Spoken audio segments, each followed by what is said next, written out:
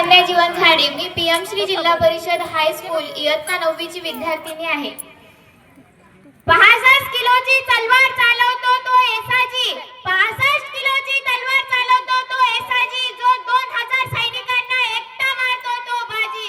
जो 8 घंट्यात घोडा दिल्लीवरून पुण्यात आणतो तो संताजी. जो शत्रूंच्या झुंडात घुसून शत्रूंशी वार करतो तो धनाजी. जो सिंहाशी लढून शिवाचा जबडा फाडतो तो छत्रपती संभाजी.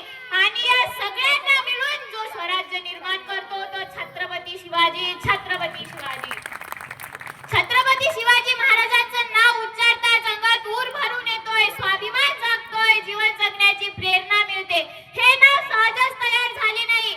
यासाठी मेहनत लागली. जीवाची बाजी लावावी लागली. अनेक मोठमोठे योद्धे गमवावे लागले.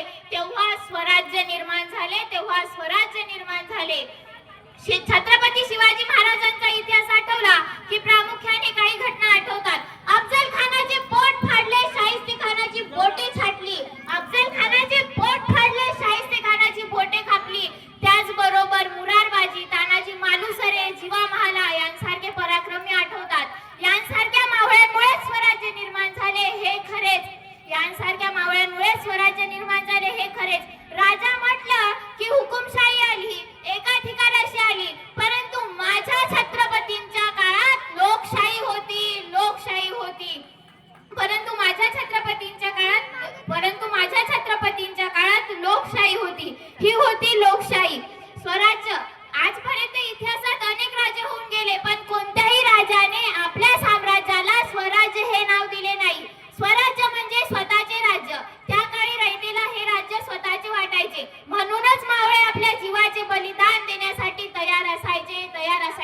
ही होती लोकशाही. या लोकशाहीचा नमुना म्हणजे अष्टप्रधान मंडळ. या अष्टप्रधान मंडळात मंत्री होते. जसे आजचे मंत्री पद आहे. न्याय देण्यासाठी न्यायाधीश होते. जसे आजचे सैन्य दलाचे प्रमुख. अमात्य होते जे जमा खर्च पाहत होते.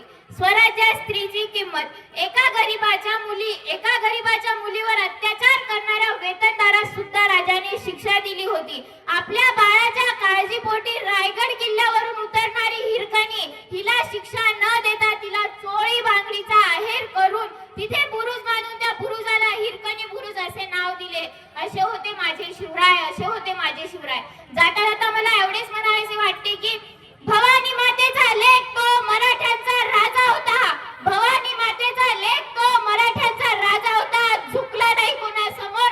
मुघलांचा तो बाप होता. मुघलांचा तो बाप होता. एवढे बोलून मी माझे 2 शब्द संपविते. जय हिंद, जय भारत, जय महाराष्ट्र, जय भवानी, जय शिवाजी.